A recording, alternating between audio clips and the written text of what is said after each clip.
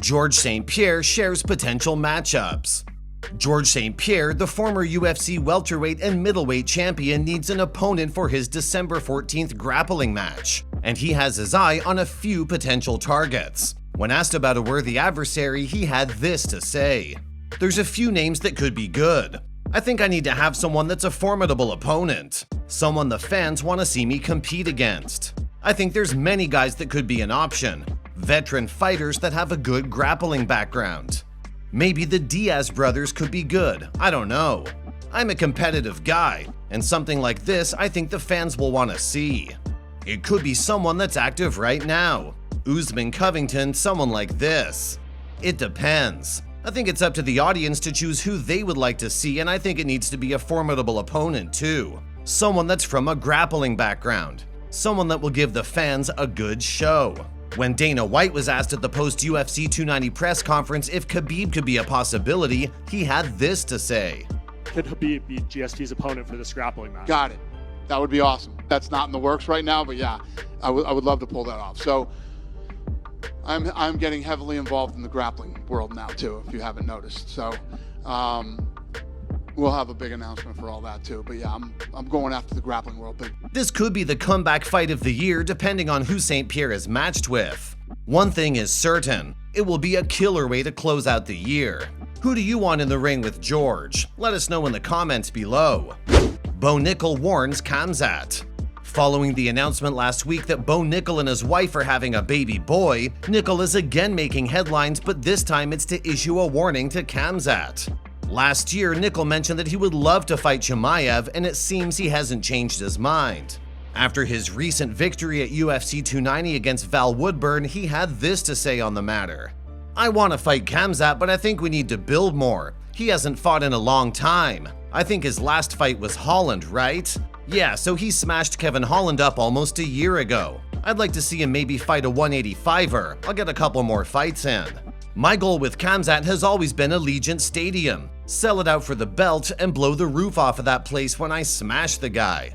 I think it's going to take a little bit more time to build my reputation and be where I want to be, and for him to get where he needs to be in order to make that fight what it deserves, to give it the atmosphere that it deserves.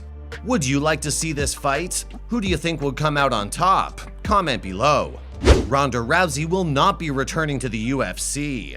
Despite recent rumors surrounding the potential of Ronda Rousey returning to UFC, she insists that won't be happening. After Rousey let the WWE know that she will be departing soon, and fans heard Jon Anik say that she would be a perfect fit to fight for the vacant bantamweight title, it seemed like it could be a possibility. The next day, MMA reporter Ariel Helwani tweeted that he's been told that Ronda Rousey has not considered returning to the UFC, saying, "No truth to the rumor started yesterday." Are you disappointed Rousey won't be returning or unbothered? Comment below. Kevin Lee retiring? Kevin Lee released an Instagram video announcing he's decided to retire from MMA. To make a long story short, I'm deciding to retire from MMA and the UFC. It's been 12 years, 12 long years of me being the best fighter that I could be, and a lot of hard work, a lot of dedication for me to try to be the best fighter in the world. The video was captioned, "Thank you Dana White, Sean Shelby, and the UFC for giving me opportunities. UFC is the greatest promotion in history, no doubt. Thanks to all the fans. I've had thousands of people come take pictures and give me support. I appreciate every single one." Are you surprised by Lee's retirement announcement, or did you see it coming? Tell us in the comments below. Daniel Cormier says Israel Adesanya can't lose to Dricus Du Plessis. Daniel Cormier discussed on his YouTube channel the controversy surrounding Israel Adesanya and Dricus Du Plessis, specifically their interaction after Du Plessis knocked out Whitaker. People were lost. Like, Yeah. I got a group message with all my friends, and they were all like, kind of like, why is Izzy doing that? Why is Izzy doing that? Right? These are all black guys. Yeah. And then Rogan sat back down because Joe just has like this, all this knowledge just like stored. I don't know. He immediately sits down. I go, what was that all about? He goes, Dricus is like Dutch, and the Dutch colonists took over Africa and apartheid, and he just went into this whole thing, and then he pulls up his phone and gives me like a quick breakdown. I screen grab it and send it to my group message. So then after they read it, I'm talking guys that you know, Jamil and all kind of other guys, they're like, as I get more and more into it, I can see how Izzy was so upset, because reality was it just looked like there was no direction behind it.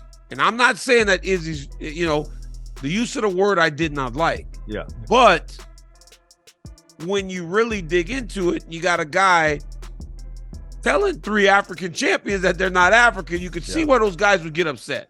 It's an ugly, ugly thing, but it is going to make for a crazy fight that we don't have to wait long for. It's going to happen in Australia. Oh, it is? 9 weeks. Yeah, dude, Dricus took no damage, so they're going to fight in September. It literally is going to happen very quickly, and because of that, we get to get some resolution to it. But the reality is, like, if it's as rooted in all this historical stuff that it is, there really won't be resolution to it, because then Izzy will still have the same types of feelings he has towards how, you know, his people were done by the people that colonized Africa and South Africa. So it's just, it will never be resolution. But I mean, if Izzy can win, it'll feel great for him. But if he loses, boy, could you imagine if he loses to Dricus? That's the one guy he doesn't want to lose to. Yes. Aljamain Sterling also talked through the interaction. He had this to say. I don't know if we're going to say something else, but this is getting a little awkward. And I do get the thing from like apartheid and all that, but I do question, like, at what point, how many generations removed before you cannot use that as like, you're not really from here, you know? Like this is my issue. My parents are immigrants here, right? So my parents are from Jamaica. They're immigrants to the U.S. The U.S. has given us everything, obviously, clearly. But then you have some people who say like you're not from here or you're not really American because you have your Jamaican heritage attached. And I'm just like, so at what point do you actually become a real citizen other than your birthright of where you were born? That's where it gets like silly for me. It's like if I have a kid in freaking, where's the whitest place I could think of? Sweden. Or is my kid really Swedish? I mean, they grew up in Sweden. Like, I think so, yeah. I mean, but no. We only have to wait 9 weeks to see this fight, and even that seems too long. Who do you think was in the wrong? Do you think it's being blown up for publicity? Let us know in the comments. And that wraps up the news. Thanks for watching. Don't forget to hit the subscribe button to catch all the latest MMA news. Here are the top comments from our last video.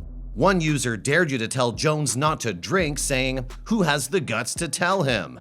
Another was worried about the police car in question, saying, "John headbutting a police car was a step too far. I hope the car recovered and there's no long-term trauma." Those were the top comments from our last video. If you want to be featured in our next video, all you have to do is comment below.